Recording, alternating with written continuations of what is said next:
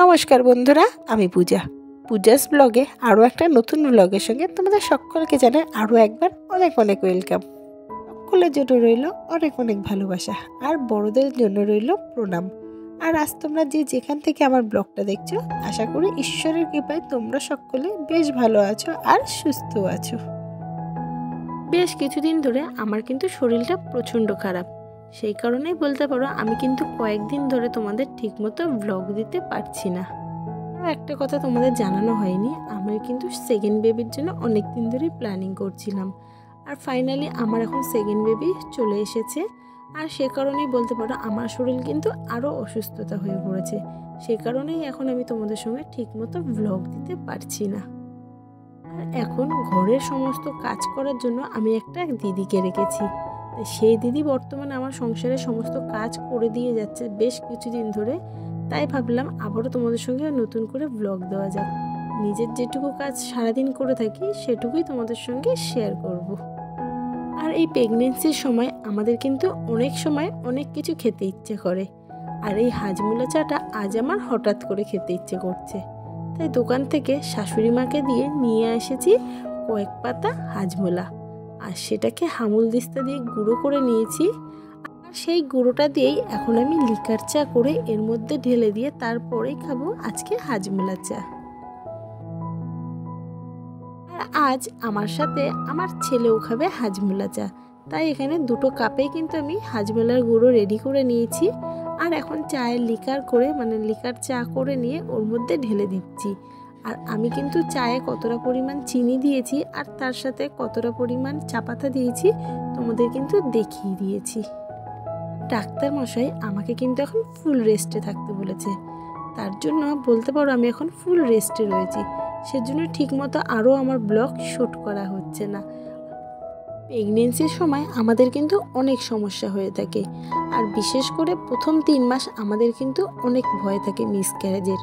সেজন্য ডাক্তার মশাই বলেছে আমাকে যেন এই 3 মাস ফুল রেস্টে থাকা হয়, কারণ আমার একটু প্রবলেম আছে। এ কারণেই আমি কিন্তু 3 মাস ধরে ফুল রেস্টেই থাকবো। আর এ কারণেই আমি কিন্তু তোমাদের সঙ্গে এখন ব্লগ দিতে পারছি না, আর সারাদিনই আমাকে বিছনায় শুয়ে থাকতে হচ্ছে। সেজন্য বিছনার অবস্থাটা কিন্তু বর্তমানে আমার এরকমই রয়েছে। আর আমি সবসময় তোমাদের রিকোয়েস্ট ভিডিও আনার চেষ্টা করি। আমাকে আমার এক বোন কমেন্ট করেছে যে দিদি তুমি তোমার স্কিন কেয়ার রুটিনটা আমাদের সঙ্গে শেয়ার করো। তো বর্তমানে আমি এখন তোমাদের সঙ্গে আমার স্কিন কেয়ার রুটিনটা শেয়ার করতে পারছি না, কারণ প্রেগনেন্সিতে কিন্তু আমাদের অনেক সমস্যা হয়ে থাকে। এমনকি দেখো প্রেগনেন্সিতে আমার কপালে কতগুলো পিম্পল হয়েছে, পিম্পলও না ফোড়া টাইপের মতো হয়েছে। তো ডাক্তার বলেছে আমাকে এর জন্য কোনো কিছু কিন্তু অ্যাপ্লাই করতে না। সেজন্য আমি যেটা সবসময় নর্মাল ইউজ করে থাকি দিনে, সেটা হচ্ছে ওলে ডে ক্রিম। এটার দাম হচ্ছে 99 রুপিস, আর এটা কিন্তু আমি দিনের বেলা অ্যাপ্লাই করে থাকি। আর তোমাদের রিকোয়েস্টে আমি আজ কী কী প্রোডাক্ট অ্যাপ্লাই করি সেটাই কিন্তু তোমাদের সঙ্গে শেয়ার করলাম। বিয়ের আগে আমি কিন্তু নার্সিং করেছিলাম, আর নার্সিংয়ে কিন্তু আমাদের অনেক কিছু শেখায়। সেখানেও আমাদেরকে শেখানো হয়েছিল যেন আমরা স্কিনে যতটা পারবো ততটা যেন কম ক্রিম লাগাই। সানস্ক্রিন বলো ডে ক্রিম বলো, যতটা পারবো কম ক্রিম লাগাবো, তাতে কিন্তু আমাদের স্কিনটা যথেষ্ট ভালো থাকে। যতটুকু পারবে হোম রেমেডি অ্যাপ্লাই করবে, কিন্তু ক্রিমটা যাতে কম লাগাই। তবুও কিন্তু আমরা ডাক্তারের কোনো কথাই শুনে থাকি না, সানস্ক্রিন কিন্তু সবসময় অ্যাপ্লাই করে থাকি। আর আমি আমার স্কিনে কখনোই সানস্ক্রিন অ্যাপ্লাই করি না, আমি দিনের বেলা অ্যাপ্লাই করি এই ওলে ক্রিমটা। এটা কিন্তু খুব ভালো স্কিনের জন্য। আর এই ওলে ক্রিমটা মেখে কিন্তু আমার স্কিনটা অনেকটাই ব্রাইট হয়েছে আর অনেকটাই গ্লো করে।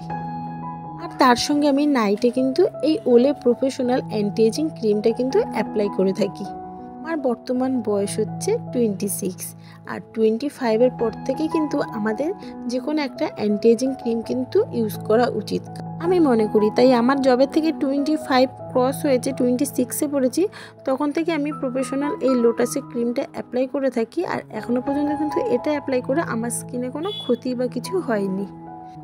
তার সাথে আমি কিন্তু কিছু হোম রেমেডিও সবসময় অ্যাপ্লাই করি, সেটার আজ আমি তোমাদের সঙ্গে শেয়ার করতে পারলাম না আমার শরীর অসুস্থতার কারণে।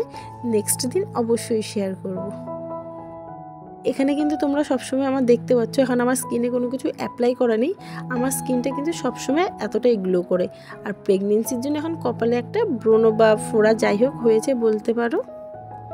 এই হলো আমার এখন বর্তমানে স্কিন কেয়ার রুটিন। আজকের ব্লগটা এখানেই এন্ড করলাম। আবার দেখা হবে নতুন কোনো ব্লগের সঙ্গে। টাটা।